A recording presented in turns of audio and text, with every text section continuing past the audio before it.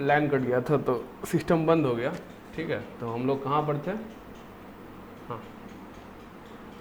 ये जो सॉल्व किया है, क्यों इस पे ध्यान देना? ठीक है, जो हमें पता है कि by using the x we can solve that question.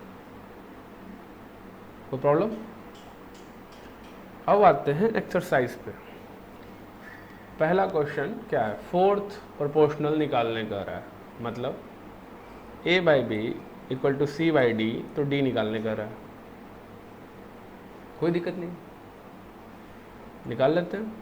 4/6 equal to 8/d, तो d इक्वल टू 8 गुने 6 भागे 4, 8 छक 48, 48 भागे 4 12, तो आंसर होगा ए।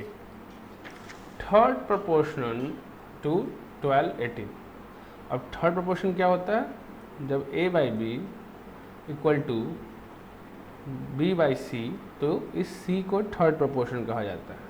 ठीक, तो यहाँ पर क्या होता है? B square equal to A सी।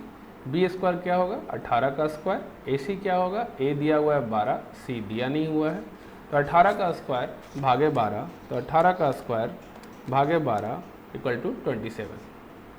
समझ गए?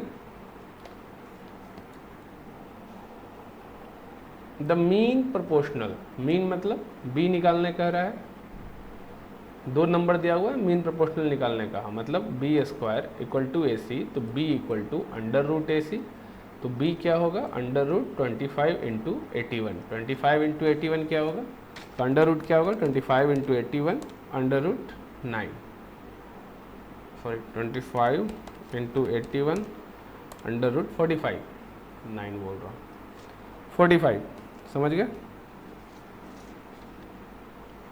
The number which has the same ratio to 26 that has 6 has to 13।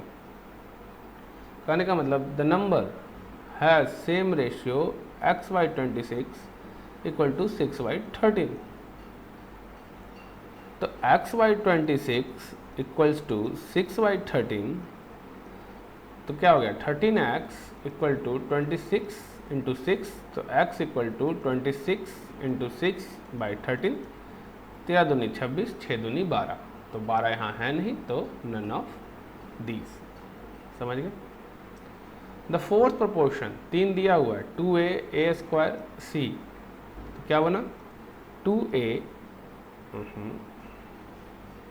ठीक है, 2a by A square equal to fourth निकालना है, तो सी, फोर्थ को डी मानना है, ए मानना है, सी मानना है, एफ मानना है, एल मानना है, एन मानना है, जो मानना है मान लो। ठीक है, सी मत मानना, तो हम यहाँ पर एफ मान लेते हैं। ठीक है, ताकि तुम लोगों को ऐसा ना लगे कि वहाँ पर डी ही होगा, वो तो वेरिएबल है, कुछ भी हो सकता है। तो ए से ए कट गया, स्क्वायर बच क्या गया? 2a, तो क्या बन जाएगा ये? f equal to A C by 2। समझ गए?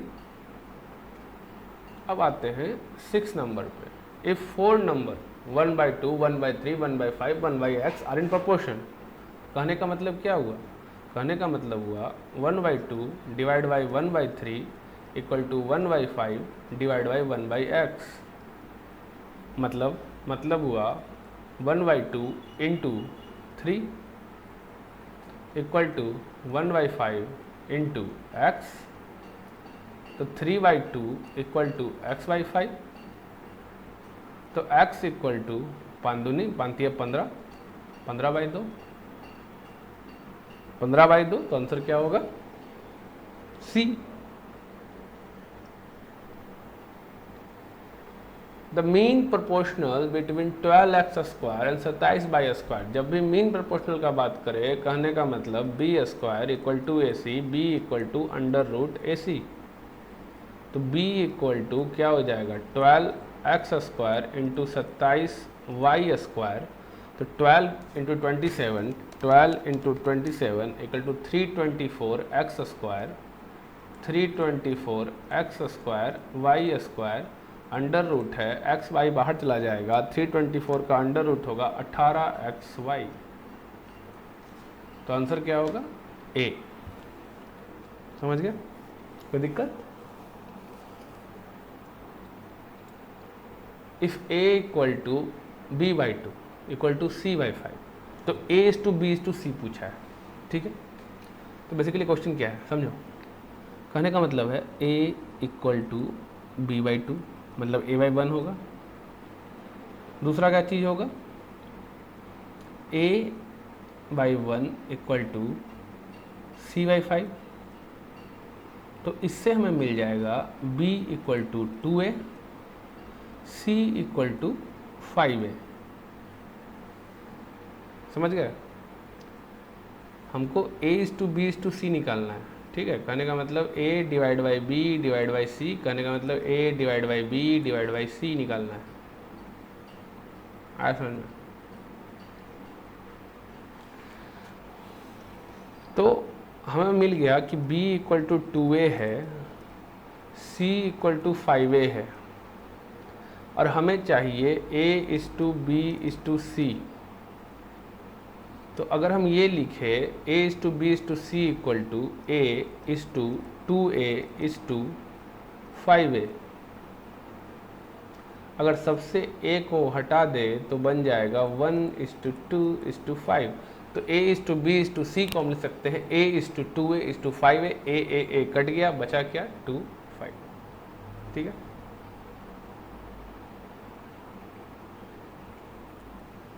नहीं समझा? देखो कैसे काटोगे, कैसे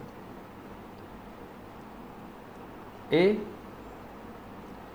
divide by 2a divide by 5a, ठीक है?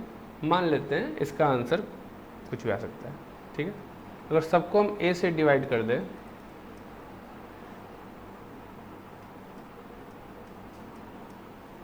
आया समझ में?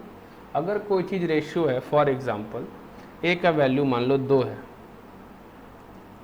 तो क्या हुआ 2 यानी सॉरी 4 मान लो ताकि इजी हो, तो 4 दूना 8 और 4 बचे 20। अगर इसको हम a से डिवाइड कर दें,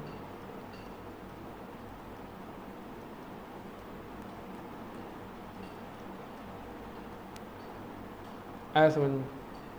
कहने का मतलब ऐसे भी 4 इज टू 8 इज टू 20 का सिंप्लीफाइड फॉर्म क्या होगा 1 इज टू 2 इज टू 5, तो वही चीज़ है।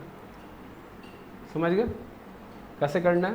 कुछ नहीं करना था, हमने क्या किया, हमने पहले निकाला v equal to how many है, c equal to how many है, फिर उसको हमने रेशियो में रखा, जो कॉमन था उसे काट दिया, बचा क्या? समझ गए? 1 is to 2 is to 5, 1 is to 2 is to 5। अब ये सवाल हमने ऊपर ही बनाया था, a by 3 equal to b by 4 equal to c by 7, तो a plus b plus c plus c चाहिए था।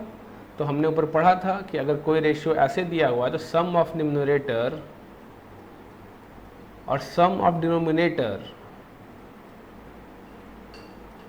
इक्वल टू इन तीनों में से किसी के बराबर हो सकता है, a by 3 b by 4 c by 7। अब काहे कि हमको डिनोमिनेटर c चाहिए तो हम लोग इक्वल टू c बाई 7 लेते हैं। अब इसको सॉल्व करेंगे तो उसका आंसर 2 आएगा, ठीक है? क्या कि a plus B plus C by C, 7 3 10 14, 14 by 7 तो 7 दूना 14, तो a plus B plus C by C equal to 2। समझ गए? अब आते हैं इस वाले में, इस वाले ये भी हमने सॉल्व किया था और इसका मैंने सिंप्लीफाइड में क्या बताया था, कुछ मत करो, p by Q equal to 2.5 by 1.5, r by S equal to 2.5 by 1.5, तो p equal to 2.5, a equal to 1.5, r equal to 2.5, s equal to 1.5। अब जो ये फार्मूला दिया हुआ है p into S Q into R, तो इसका हो जाएगा 1:1। अगर 2.5 इंटू 1.5 इस 2.5 इंटू 1.5 1:1। आया समझ में? सो नीचे दिया हुआ है x is to Y Z is to W equal 2.5 1.5, x plus Z Y plus W, तो x equal to 2.5, x equal to 2.5, z equal to 2.5, y equal to 1.5, w equal to 1.5, तो 2.5 plus 2.5 1.5 plus 1.5 5:3, 11 का answer होगा सी। 12 की बात करते हैं। 12 में दिया हुआ है 5x minus 3y, 5y minus 3x equal to 3/4।